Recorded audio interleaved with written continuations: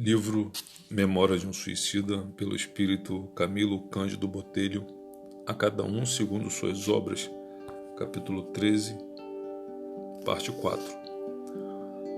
Uma vez estudado aí o teor dos apontamentos provenientes do exterior, seguiam ordens para a sessão de modelagem dispostas na sala seguinte, no sentido de se esboçar o corpo futuro tal como as instruções determinavam a saber: A. Mutilado desde o nascimento.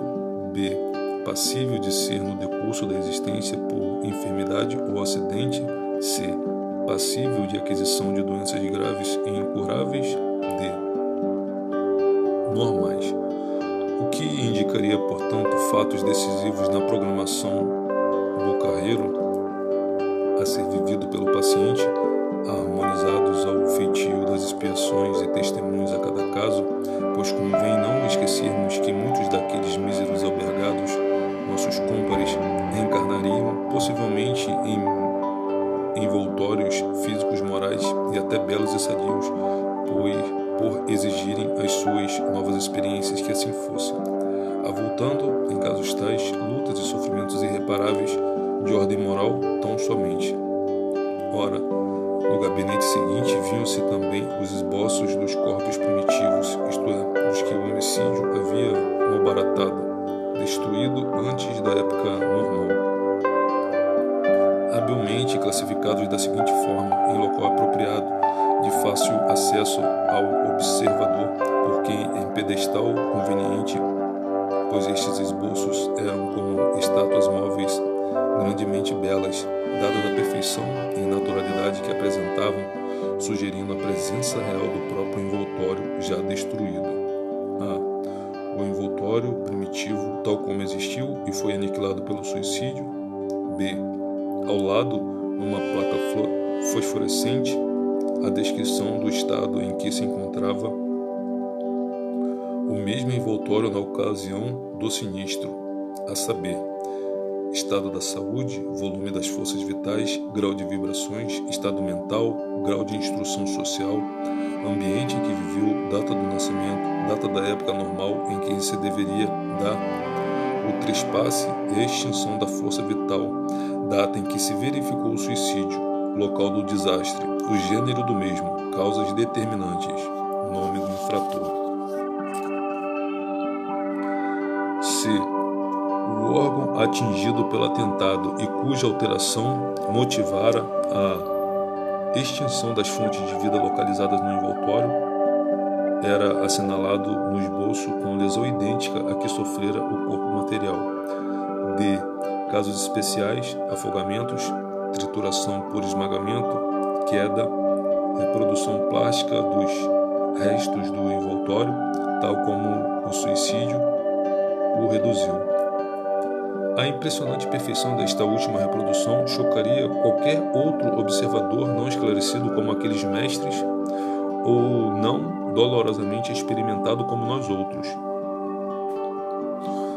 A esta sala, que seria mais bela e sugestiva, que houvesse ali em algum local inferior aos demais, seguia-se a da preparação de esboços para os corpos futuros e sequente encarnação.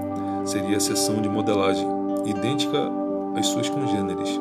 Esta recâmara sobrepunha-se, no entanto, pela intensidade e delicadeza do labor desenvolvido e pelo número elevado de obreiros. Os mapas ou esboços recomendados eram organizados sob rigorosa obediência às instruções recebidas, encaminhando-se depois para a revisão e aprovação do templo, das sessões de análises e pesquisas e até para o recolhimento, onde os pretendentes os examinavam demoradamente, sob o critério de seus mentores e guias particulares. Não raramente seus futuros ocupantes aprovavam-nos por entre crises de angustiosas lágrimas, dando-se mesmo casos de requererem delongas para os preparativos finais, a fim de se fortalecerem ainda um pouco e melhor se encorajarem para o inevitável. Mas se porventura o estado do penitente, por demasiado precário, de não permitisse lucidez para exame conveniente à respectiva aprovação, templo e seus guias missionários supriam-lhe as deficiências, zelando por seus interesses com justiça e amor, quais criteriosos advogados com seus constituintes. Percorremos o agrupamento e salas possuídos de singular comoção, tudo observando com interesse máximo. Acompanhávamos lecionando esclarecimentos preciosos. Além da nossa boa Rosália, o iniciado responsável pela sessão, irmão Clemente, cuja cultura e grau de elevação no mundo em que vivíamos seriam fáceis de entrever por meio das responsabilidades de que era investido.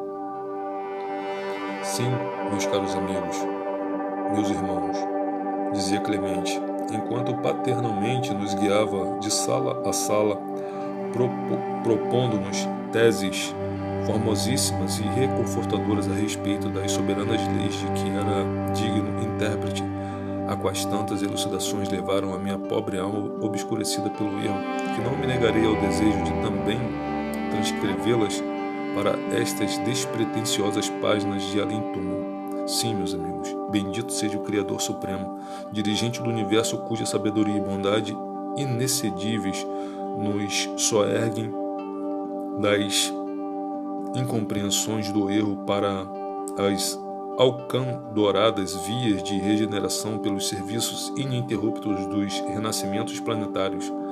Na Terra, os homens estão ainda longe de reconhecer a sublime expressão dessa lei, que é o pensamento divino. Com efeito, seria capaz de estabelecer a fim de a sua criação dotar com possibilidade de vitória. A ignorância dos elevados princípios que presidem os destinos da humanidade, a má vontade sem querer participar de conhecimentos que os conduziriam às fontes elucidadoras da vida, assim como os preconceitos inseparáveis das mentalidades escravizadas aos servilismos da inferioridade, tem impedido os homens de reconhecerem esse vasto e glorioso alicerce da sua própria evolução, da sua emancipação espiritual. O homem de ciência, por exemplo, considerado semideus nas sociedades terrenas, das quais exige todas as honrarias e fictícias glórias, não admitirá em hipótese alguma que o grande orgulho que arrasta a par da ilustração posteriormente possa condená-lo a uma reencarnação obscura e humilde, na qual seu coração ressequido e árido de virtudes edificantes adquira os doces sentimentos de amor ao próximo, as delicadas expressões da vera fraternidade que só o respeito e a veneração à causa cristã poderão inspirar enquanto o intelecto repouse. O soberano, o magnata, as classes consideradas privilegiadas pela sociedade terrena, que levianamente se utilizaram das concessões feitas pelo soberano supremo a fim de que contribuíssem no labor de proteção à humanidade e desenvolvimento do planeta, não admitirão que os despautérios cometidos em desencontro das divinas leis o induzam a renascimentos desgraçados, os quais existirão miséria, servidão, humilhações, lutas contínuas e adversas, a fim de que em tão laboriosas recapitulações espinhem pela indiferença ou maldade de que deram provas no passado, deixando de favorecer às classes oprimidas o bem-estar geral da sociedade e da nação em que viveram, preferindo a solidariedade fraterna devida pelos homens uns aos outros, o egoísmo acomodatício e pusilânime.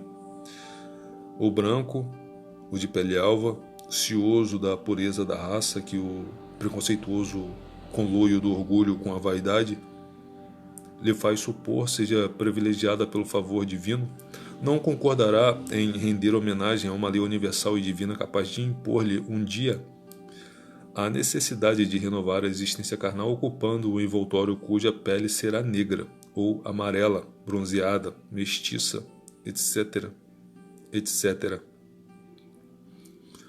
obrigando-o a reconhecer que o espírito, e não o seu passageiro e circunstancial envoltório físico-material, é que necessitará clarear-se e resplandecer por meio das virtudes abnegadas e aquisições mentais e intelectuais, coisa que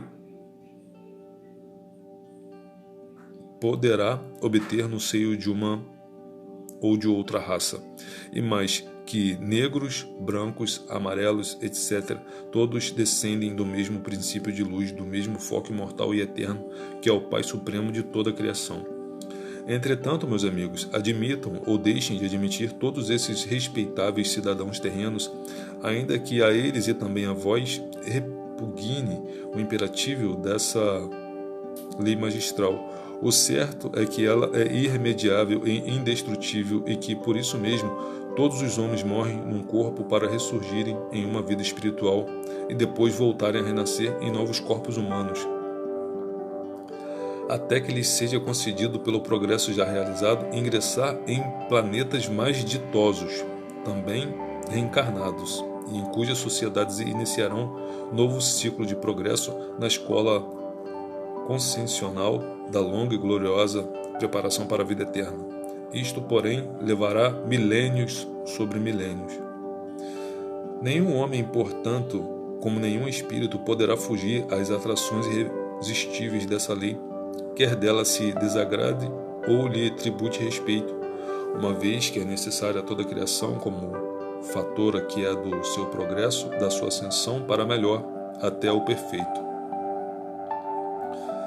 Na via do Senhor, o universo infinito, existem obreiros indicados ao melindroso serviço de promovê-la. No que concerne à Terra, encontram-se eles sob as vistas do unigênito de Deus, a quem se acha afeta a redenção do gênero humano.